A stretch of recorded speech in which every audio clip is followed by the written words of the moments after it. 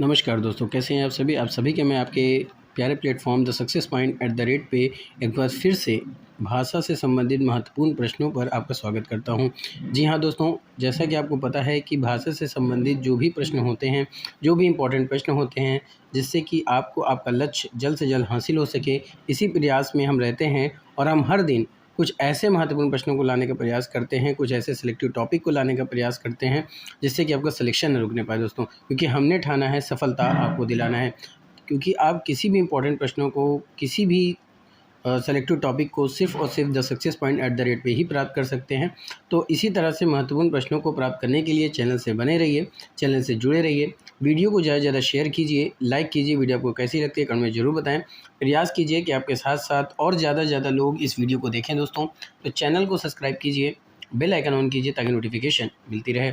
अगर आप किसी ऑनलाइन प्रश्नों को देखना चाहते हैं या किसी सब्जेक्ट से संबंधित महत्वपूर्ण प्रश्नों को देखना चाहते हैं तो आप प्लेलिस्ट में जाकर के देख सकते हैं। हर सब्जेक्ट की अलग प्लेलिस्ट बनाई गई है आपकी सुविधा के लिए दोस्तों, ताकि किसी भी प्रकार से आपको कोई असुविधा का सामना ना करना पड़े। तो सामान्य हिंदी के अंतर्गत एक बहुत ही महत्वपूर्ण टॉपिक होता है भाषा, और भाषा से संबंधित महत्वपूर्ण प्रश्नों पर हमारा डिस्कशन चल रहा है। तो वीडियो को शुरुआत से अंत तक जरूर देखें ताकि किसी भी प्रकार से कोई भी महत्वपूर्ण प्रश्न आपको या आपकी आंखों से छूटने न पाए। चलिए देखते हैं दोस्तों आज का महत्वपूर्ण प्रश्न क्या कह रहा है। तो आज का पहला महत्वपूर्ण प्रश्न है कि 14 सितंबर को किस दिवस के रूप में मनाया जाता है। दोस्तों हो सकता हो कि, या ऐसे भी हो सकता है कि जो सेलेक्टिव प्रश्न, जो इम्पोर्टेंट प्रश्न, जो महत्वपूर्ण प्रश्न आपके बीच में डिस्कशन किया जाए, वो हो सकता हो शायद रिपीटेड हो जाए पिछले लेक्चर से। तो प्यारे दोस्तों घबराने की ज़रूरत नहीं है, क्योंकि अगर ऐसे प्रश्न मिलते हैं तो ये समझ लीजिए कि वो मोस्ट इंपॉर्टेंट प्रश्न है और आपके एग्ज़ाम में पूछा जाएगा। ये जितनी भी वीडियो आपके बीच में डिस्कशन की जाती है, ये यूपीएससी, यूपीपीएससी, पेट, पीजीटी, टीजीटी, किसी भी प्रकार के कंपटीशन के लिए इम्पोर्टेंट है। चलिए शुरू करते हैं। तो 14 सितंबर को किस दिवस के रूप में मनाया जाता है? आपके विकल्प हैं हिंदी दिवस, मातृभाषा दिवस, विश्व हिंदी दिवस और अनुवाद दिवस। तो 14 सितंबर को किस दिवस के रूप में मनाया जाता है, ये आपका महत्वपूर्ण प्रश्न है। तो फटाफट से उत्तर देने का प्रयास कीजिए दोस्तों। 14 सितंबर को किस दिवस के रूप में मनाया जाता है?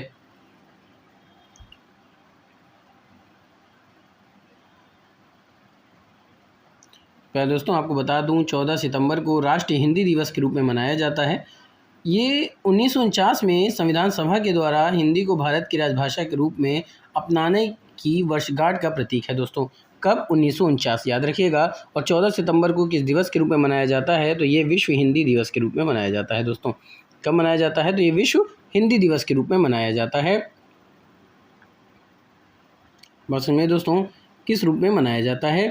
तो ये राष्ट्रीय हिंदी दिवस के रूप में, माफ़ कीजिएगा दोस्तों, वर्ल्ड ये हो जाएगा, माफ़ कीजिएगा, यहाँ पर हिंदी दिवस रूप में मनाया जाता है। ऐसे समझिए किस रूप में मनाया जाता है? तो ये हिंदी दिवस के रूप में मनाया जाता है दोस्तों। 14 सितंबर को हिंदी दिवस के रूप में मनाया जाता है, तो यानी ए विकल्प सही हो जाएगा। तो A is the right answer for this question, और ये प्रश्न काफ़ी इंपॉर्टेंट है। अगला प्रश्न क्या है? इनमें से कौन सी भाषा है जो भारतीय संविधान की 8वीं अनुसूची में शामिल नहीं है? पहले दोस्तों इस प्रश्न का उत्तर देने से पहले एक चीज़ और बताना चाहूँगा कि 14 सितंबर 1949 को हिंदी दिवस के रूप में जो इसकी वर्षगांठ मनाई जाती है, यानी शुरुआत हुई थी 1949 से। और बात किया जाए विश्व हिंदी दिवस की, तो ये 10 जनवरी को मनाया जाता है दोस्तों। ये भी याद रखिएगा कब मनाया जाता है? 10 जनवरी को मनाया जाता है वर्ल्ड हिंदी दिवस। ठीक है, अगला प्रश्न क्या है? इनमें से कौन सी भाषा है जो भारतीय संविधान की 8वीं अनुसूची में शामिल नहीं है? ए विकल्प है उर्दू, बी विकल्प है छत्तीसगढ़ी, सी विकल्प है नेपाली और डी विकल्प है तमिल। बात समझ में आ रही है दोस्तों? तो इसका सही उत्तर क्या होगा कि इनमें से कौन सी भाषा भारतीय संविधान की 8वीं अनुसूची में शामिल नहीं है?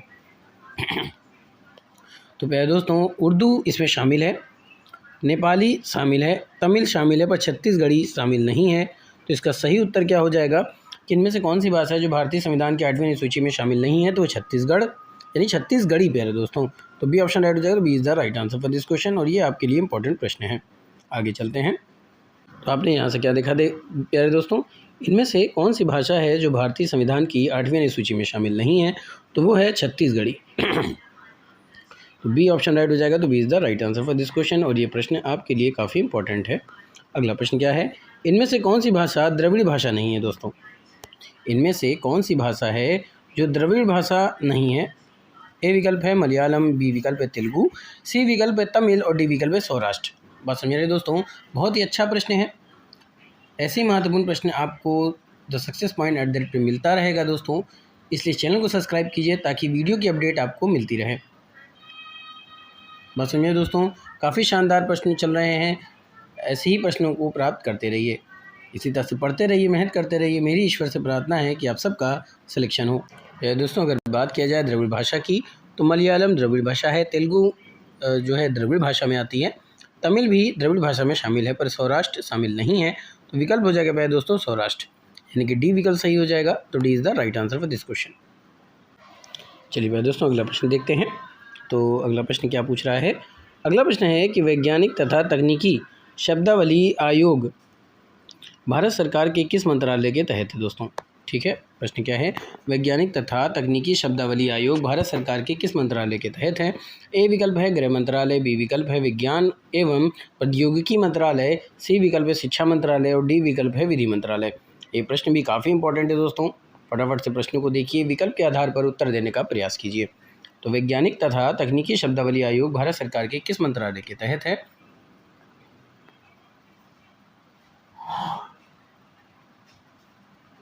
दोस्तों, वैज्ञानिक तथा तकनीकी शब्दावली जो आयोग होते हैं यानी CSTT भारत सरकार के शिक्षा मंत्रालय के अंतर्गत कार्य करता है और यह आयोग हिंदी और अन्य भारतीय भाषाओं में वैज्ञानिक और तकनीकी शब्दों को विकसित और परिभाषित करने के लिए जिम्मेदार होता है। तो वैज्ञानिक तथा तकनीकी शब्दावली आयोग भारत सरकार के किस मंत्रालय के तहत है? तो ये है शिक्षा मंत्रालय, यानी कि सी विकल्प सही हो जाएगा दोस्तों। C is the right answer for this question. अगला प्रश्न क्या है कि भारतीय संविधान के किस अनुच्छेद में उच्चतम न्यायालय और उच्च न्यायालयों की कार्यवाहियों में प्रयुक्त भाषा के संबंध में उल्लेख है? बस समझिए दोस्तों, प्रश्न बहुत ही अच्छा है कि भारतीय संविधान के किस अनुच्छेद में उच्चतम न्यायालय और उच्च न्यायालयों की कार्यवाहियों में जो भाषा प्रयुक्त की जाती है उसके संबंध में उल्लेख किया गया है। आपका विकल्प है 344, 351, 343 और 348। प्रश्नों को देखिए और उत्तर देने का प्रयास कीजिए। कॉपी पेन लेके बैठिए और कमेंट में बताइए कि आप कितने सही उत्तर के जवाब देते हैं।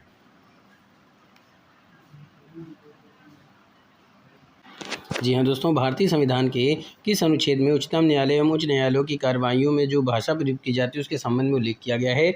तो वो है अनुच्छेद 348, यानी कि विकल्प आपका डी सही हो जाएगा। तो D is the right answer for this question. अगले प्रश्न की तरफ चलते हैं।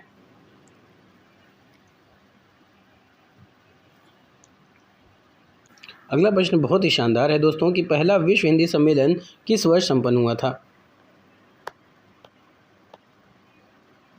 बस में दोस्तों, प्रश्न है पहला विश्व हिंदी सम्मेलन किस वर्ष संपन्न हुआ था? आपके विकल्प हैं 1976, 1993, 1975 और 1983। पहला विश्व हिंदी सम्मेलन किस वर्ष संपन्न हुआ था?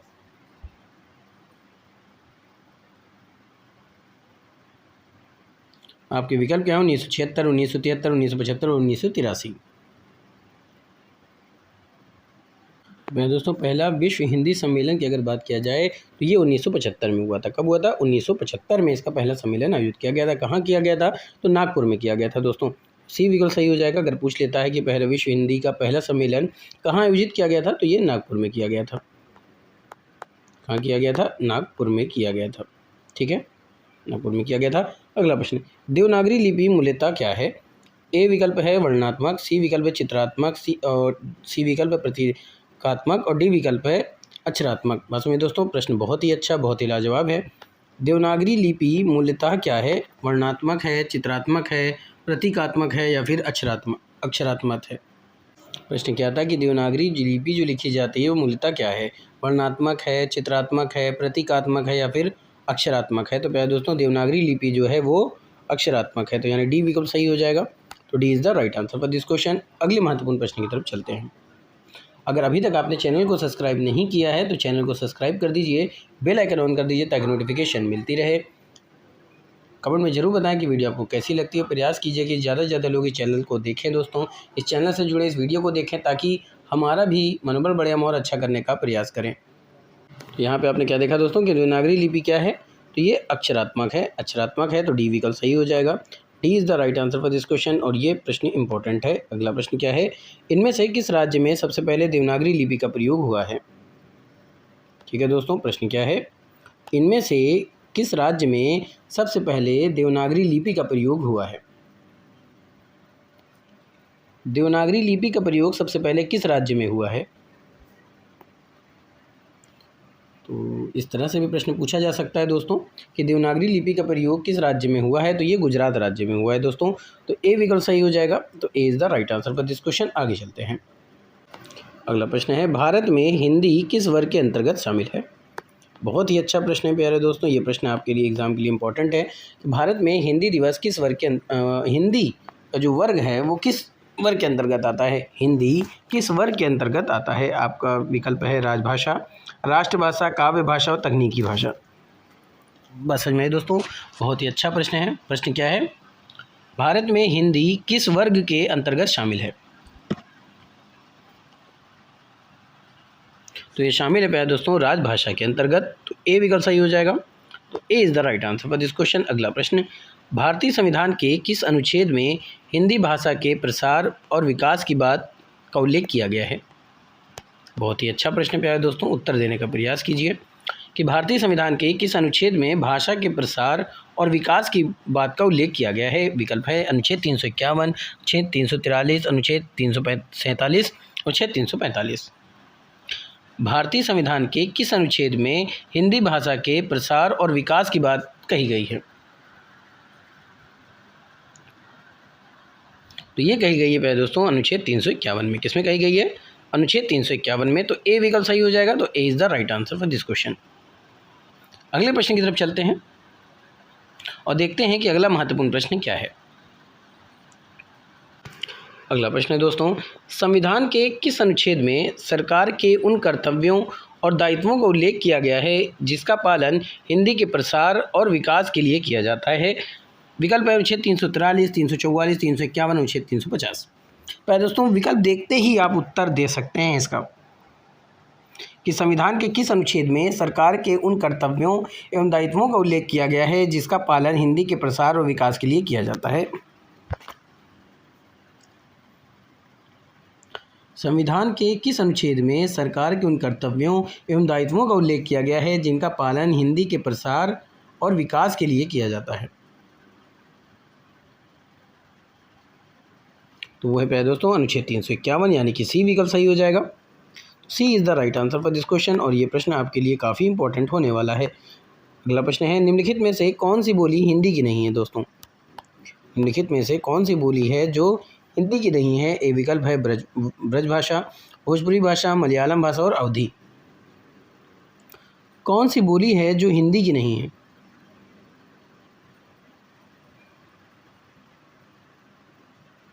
तो दोस्तों विकल्प क्या था, ब्रज भाषा, भोजपुरी, मलयालम, अवधी। तो मलयालम भाषा एक ऐसी भाषा है जो बोली है, मलयालम बोली, वो हिंदी के अंतर्गत नहीं आती है। तो सी विकल्प सही हो जाएगा। तो C is the right answer for this question. अगले प्रश्न की तरफ चलते हैं। अगला महत्वपूर्ण प्रश्न है दोस्तों, किस तिथि को भारत के संविधान में हिंदी को भारत की राजभाषा की मान्यता प्रदान की गई है। बहुत ही अच्छा, बहुत ही शानदार, बहुत ही आसान उत्तर है प्यारे दोस्तों इसका। कई बार इसका रिवीजन हो चुका है। तो आपके विकल्प हैं 14 सितंबर 1949, 14 सितंबर 1951, 14 सितंबर 1948, 14 सितंबर 1950। तो प्यारे दोस्तों प्रश्न को घुमा करके वही प्रश्न पूछा जाता है और आपके उत्तर भी बहुत आसान होते हैं। प्रश्नों में ही छुपा होता है। तो किस तिथि को भारत के संविधान में हिंदी को भारत की राजभाषा की मान्यता प्रदान की गई है। तो इसका सही उत्तर क्या है, 14 सितंबर 1949। कब, 14 सितंबर 1949, यानी ए विकल्प सही हो जाएगा। तो A is the right answer for this question. अगला प्रश्न क्या है, छठा विश्व हिंदी सम्मेलन किस वर्ष संपन्न हुआ था। छठा विश्व हिंदी सम्मेलन किस वर्ष संपन्न हुआ था। आपके विकल्प हैं 1999, 2003, 1993, 1996। छठा विश्व हिंदी सम्मेलन किस वर्ष संपन्न हुआ था।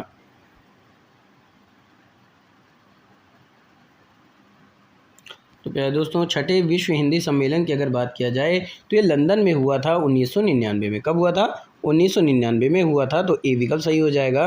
और याद रखिएगा कि छठा विश्व हिंदी सम्मेलन का आयोजन कहाँ किया गया था। तो ये लंदन में किया गया था। कहाँ किया गया था, लंदन में किया गया था। आगे चलते हैं। अगला प्रश्न है, इनमें से किसे पूर्वी भी कहते हैं। बात समझिए दोस्तों, बहुत ही अच्छा प्रश्न है। इनमें से किसे पूर्वी भी कहते हैं? ए विकल्प है मैथिली, बी विकल्प है ब्रज, सी विकल्प है भोजपुरी और डी विकल्प है बुंदेली। बात समझिए दोस्तों, प्रश्न बहुत ही अच्छा है।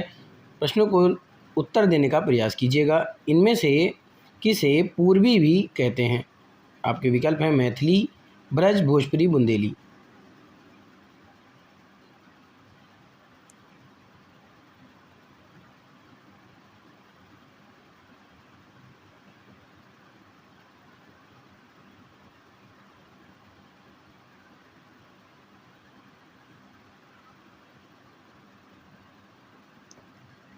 बताइए दोस्तों, इसका सही उत्तर क्या होगा?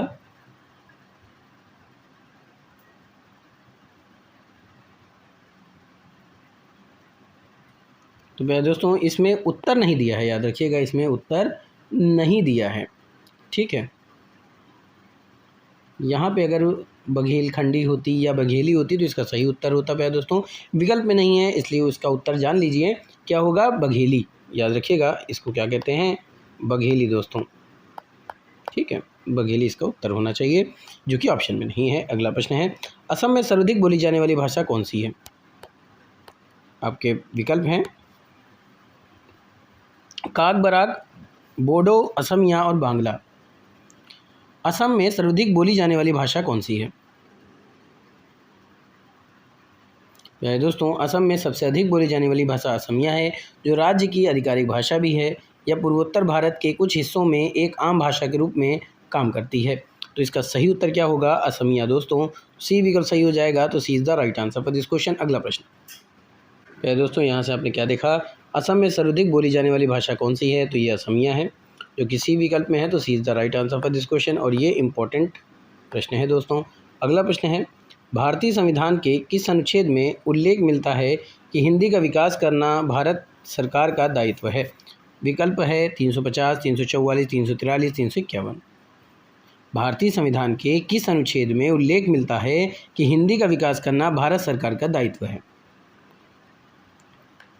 अकॉर्डिंग टू विकिपीडिया, अनुच्छेद 3। तो प्यारे दोस्तों, इसका सही उत्तर क्या होगा कि भारतीय संविधान के किस अनुच्छेद में उल्लेख मिलता है कि हिंदी का विकास करना भारत सरकार का दायित्व है? तो ये है 351। तो यानी डी विकल्प सही हो जाएगा। तो D is the right answer for this question. और ये प्रश्न आपके लिए इंपॉर्टेंट है। अगला प्रश्न दोस्तों, सूरीनाम, मॉरिशस, गुयाना में बोली जाने वाली बोली कौन सी है? आपके विकल्प हैं राजस्थानी, ब्रजभाषा, भोजपुरी और गढ़वाली। बस में दोस्तों, प्रश्न बहुत ही अच्छा है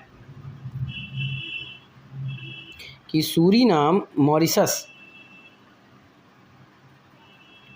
गुयाना में बोली जाने वाली भाषा कौन सी है, या बोली कौन सी है दोस्तों? फटाफट से उत्तर दीजिए। आपके ऑप्शन है राजस्थानी, ब्रज, भोजपुरी और गढ़वाली। तो इसका सही उत्तर है भोजपुरी, यानी सी विकल्प सही हो जाएगा। तो C is the right answer for this question. दोस्तों, बहुत ही इंपॉर्टेंट, बहुत ही महत्वपूर्ण प्रश्नों की सीरीज चल रही है, तो फटाफट से चैनल को सब्सक्राइब कीजिए, बेल आइकन ऑन कीजिए और नोटिफिकेशन मिल सके आपको। और प्यारे दोस्तों, वीडियो को शेयर कीजिएगा, लाइक कीजिए। वीडियो कैसी लगती है कमेंट में ज़रूर बताएं, और वीडियो को शुरुआत से अंत तक जरूर देखें, ताकि कोई भी प्रश्न आपकी आंखों से छूटने न पाए। अगला प्रश्न है, नवां विश्व हिंदी सम्मेलन कहाँ संपन्न हुआ था? नवां विश्व हिंदी सम्मेलन का आयोजन कहाँ किया गया था? तो ये किया गया था दोस्तों जोहान्सबर्ग में, यानी दक्षिण अफ्रीका में, जो कि ऑप्शन आपके डी ऑप्शन में दे रहा है। तो D is the right answer for this question. ठीक है दोस्तों, तो ये भी प्रश्न आपके लिए इंपॉर्टेंट हो सकता है। आगे चलते हैं। अगर आप यूपीएससी की तैयारी करते हैं, यूपीपीएससी की तैयारी करते हैं, या किसी भी डिपार्टमेंट की तैयारी करते हैं, तो ये प्रश्न आपके लिए इंपॉर्टेंट हो सकता है। जहां हिंदी के प्रश्न पूछे जाते हैं दोस्तों, आजकल हिंदी के प्रश्न सभी डिपार्टमेंट में पूछे जाते हैं, और हिंदी के अंतर्गत पूछे जाने वाले ये महत्वपूर्ण टॉपिक है, यानी भाषा से संबंधित कम से कम आपको 4 से 5 क्वेश्चन देखने को जरूर मिलेंगे दोस्तों, क्योंकि 4 से 5 क्वेश्चन आपके मेरिट लिस्ट में आपका नाम लाने के लिए काफ़ी होता है।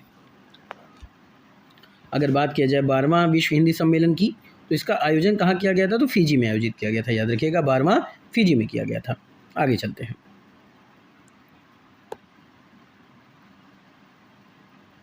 अगला प्रश्न क्या है दोस्तों?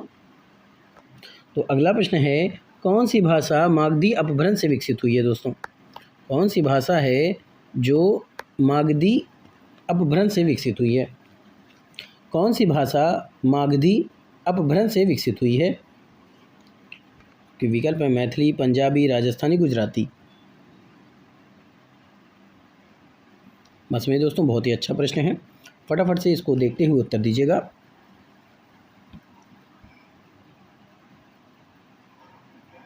दोस्तों अगर बात किया जाए मागधी अपभ्रंश से विकसित होने वाली भाषा कौन सी है, तो ये है आपकी मैथिली। दोस्तों ए विकल्प सही हो जाएगा, तो A is the right answer for this question. अगला प्रश्न क्या है, हिंदी दिवस कब मनाया जाता है। दोस्तों फिर से वही प्रश्न आ गया, तो ये मनाया जाता है 14 सितंबर को, यानी बी विकल्प सही हो जाएगा, तो B is the right answer for this question. दोस्तों ऐसा इसलिए दोस्तों क्योंकि ये प्रश्न कई बार रिपीटेड हुआ है किसी न किसी एग्जाम में। तो यहाँ से आपने क्या देखा दोस्तों कि हिंदी दिवस कब मनाया जाता है, तो ये मनाया जाता है 14 सितंबर को, यानी बी विकल्प सही हो जाएगा, तो B is the right answer for this question. अगला प्रश्न, इनमें से कौन सी भाषा द्रविड़ भाषा नहीं है। आपके ऑप्शन है तमिल, मलयालम, मराठी और तेलुगु। कौन सी भाषा द्रविड़ भाषा में नहीं आती है।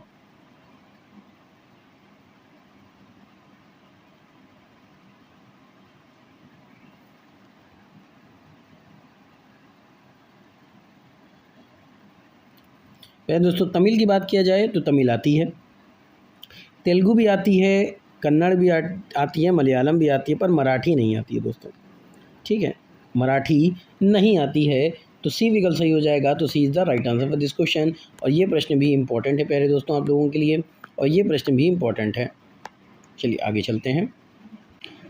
अगला प्रश्न है कि विश्व हिंदी सचिवालय कहाँ है। बहुत ही अच्छा प्रश्न है प्यारे दोस्तों, विश्व हिंदी सचिवालय कहाँ है,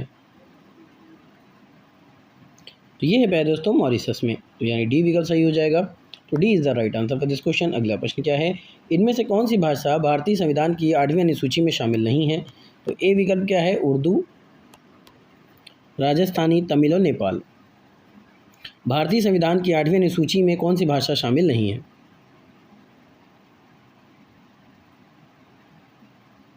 तो प्यारे दोस्तों राजस्थानी शामिल नहीं है, तो यानी बी विकल्प सही हो जाएगा, तो B is the right answer for this question. बाकी उर्दू, तमिल, नेपाल ये सब शामिल है। तो आपने प्रश्न के उत्तर क्या देखा दोस्तों कि इनमें से कौन सी भाषा है जो भारतीय संविधान की 8वीं अनुसूची में शामिल नहीं है, तो वो है राजस्थानी, यानी बी विकल्प सही हो जाएगा, तो B is the right answer for this question, और ये आपके लिए इंपॉर्टेंट होने वाला है। अगला प्रश्न क्या है, पहला विश्व हिंदी सम्मेलन कहाँ संपन्न हुआ था। आपके विकल्प है नागपुर, नई दिल्ली, लंदन, वाराणसी। तो पहला विश्व हिंदी सम्मेलन कहाँ आयोजित हुआ था, तो नागपुर में हुआ था, तो ए विकल्प सही हो जाएगा, तो A is the right answer for this question दोस्तों। और ये प्रश्न भी आपके लिए इंपॉर्टेंट है, तो फटाफट से बताइएगा कि पहला विश्व हिंदी सम्मेलन का आयोजन कब किया गया था, तो ये किया गया था दोस्तों 1975 में। याद रखिए कब किया गया था, 1975 में जो है वो आपका पहला विश्व हिंदी सम्मेलन का आयोजन किया गया था। तो दोस्तों आज का सेशन यहीं पे समाप्त करता हूँ। उम्मीद करता हूँ कि आज का सेशन हर सेशन की तरह आपको पसंद आएगा। इसी तरह से अपना प्यार और अपना सपोर्ट बनाए रहिए दोस्तों, हमें आपके प्यार और आपके सपोर्ट की बहुत ज़्यादा ज़रूरत है दोस्तों। चैनल को आगे बढ़ाइए, वीडियो को शेयर कीजिए, लाइक कीजिए। वीडियो को कैसी लगती है कमेंट में ज़रूर बताएं। हमारी और आपकी मुलाकात एक बार फिर से होगी नए महत्वपूर्ण प्रश्नों पर। तब तक के लिए thank you, wish you all the best.